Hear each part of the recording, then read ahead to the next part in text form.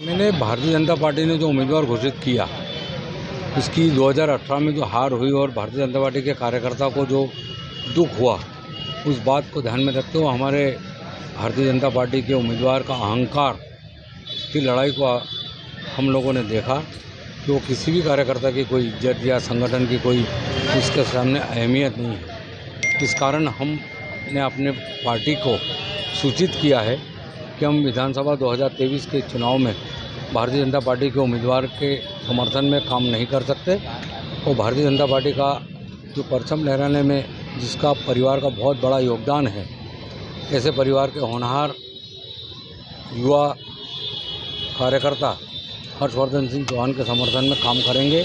ये निर्णय लिया, ये सूचना हमने भारतीय जनता पार्टी के वरिष्ठ लोगों को सबको दी। ये बताया जा रहा है कि करीब 2000 कार्यकर्ता भी अब जो है इसमें आ रहे हैं। अब वो कौन कौन आ रहा है, मेरे ख्याल से सुबह से पूरी लाइन लगी है। अब देखो और आगे आगे कैसा कैसा। मैं तो एक ही बात कह सकता हूँ कि हम तो चले थे अकेले, राही मंजिल, कारवा लोग जुड़ते गए और कारवा बनता गया। तो क्या भाजपा को अब इस चुनाव में चुनौती मानेंगे? भाजपा तो समझ लो कार्यकर्ता को तो जन समर्थन मिल रहा है सभी शहर में और ग्रामीण क्षेत्रों में।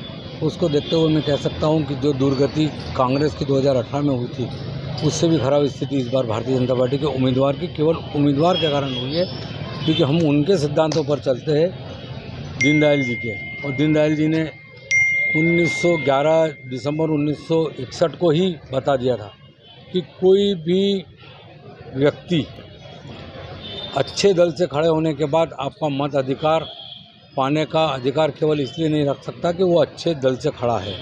यदि ऐसी गलती पार्टी ने की है तो उसको सुधारने का काम भारतीय जनता पार्टी के कार्यकर्ता और मतदाता का है कि उसको सबक सिखाए और पार्टी को भी गलत निर्णय का संदेश पहुंचाए। 1980 में भी ऐसी कोई घटना हुई थी, क्या था वो पूरा मामला?